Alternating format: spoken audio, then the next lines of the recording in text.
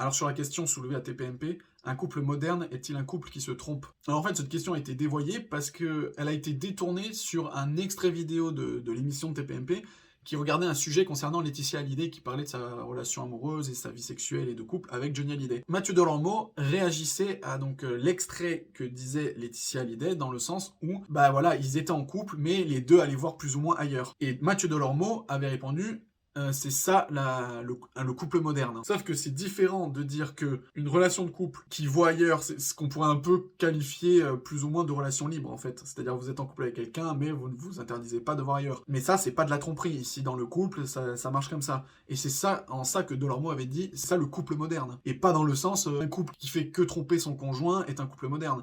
Donc là, déjà, de base, la question était complètement faussée. Ensuite, nous avons eu Gilles Verdez, qui nous disait qui a commencé en fait à parler en disant que la fidélité était difficile. Et là, tout le monde lui est tombé dessus, donc dont la plupart ont déjà trompé leur copine ou leur femme, donc là c'était assez drôle quand même. Et alors je trouve ça complètement con en fait de lui être tombé dessus, parce que bah déjà il a le droit de le dire, hein, il a le droit lui de ressentir ça, chacun est différent. Et puis en plus quand il a dit la fidélité est difficile, dire ça ne veut pas dire que du coup on peut tromper.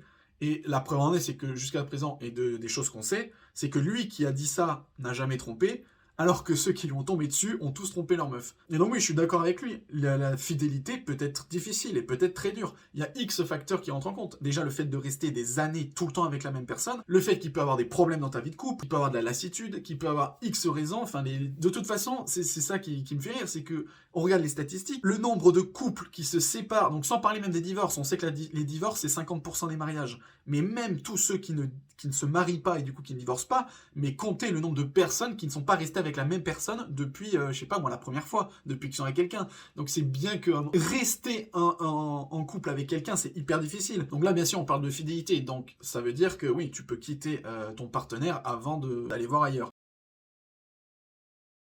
Mais là, de toute façon, c'est en fonction de chacun. D'ailleurs, il y a Guillaume Janton qui a ajouté « on peut aimer et tromper ». Alors la phrase comme ça, elle est peut-être brute, mais ce qu'elle veut dire, c'est qu'on peut distinguer l'amour du sexe. Pour certaines personnes, c'est indissociable. Pour nombreuses autres personnes, on peut distinguer l'amour et le sexe. Effectivement, on peut être amoureux avec une personne, même toute sa vie, avoir des sentiments, de l'attachement, de l'affection, et pourtant, au niveau sexuel, avoir des désirs ou des envies pour n'importe quelle personne du sexe opposé qui vous attire. Et puis de toute façon, c'est simple, regardez, on peut avoir des relations sexuelles avec quelqu'un sans être amoureux, et inversement, il y a des relations amoureuses, et je pense qu'il y en a énormément sur la planète, de couples qui ne pratiquent plus de rapports sexuels, ou quasiment plus. Donc, et pourtant, si vous leur demandez est-ce que vous êtes amoureuse ou amoureux, je pense qu'ils vont dire oui. Parce que sinon, oui, dans ce cas-là, quel est l'intérêt de rester avec une personne s'il n'y a plus d'amour, plus de sexe, plus rien? Pour moi, c'est bien que les deux sont dissociables. Et ensuite, oui, voilà, la fidélité peut être difficile. Pour certains, non, elle ne sera jamais dure. Mais pour d'autres, elle est. La preuve, encore une fois, avec le nombre exceptionnel d'infidélités qu'il y a partout en France ou dans le monde.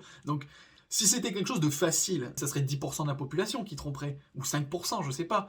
Donc, on peut même dire, en fait, c'est débile de s'insurger sur ce qu'a dit Gérardez. Bah, malheureusement, c'est un fait. Il y a énorme, en termes statistiques, il y a beaucoup de tromperies ou il y a beaucoup d'infidélité. Donc, je pense vraiment que c'est dans ce cas-là qu'il a dit que c'était difficile. Donc, pour conclure, par rapport à moi, est-ce qu'un couple moderne est un couple qui se trompe?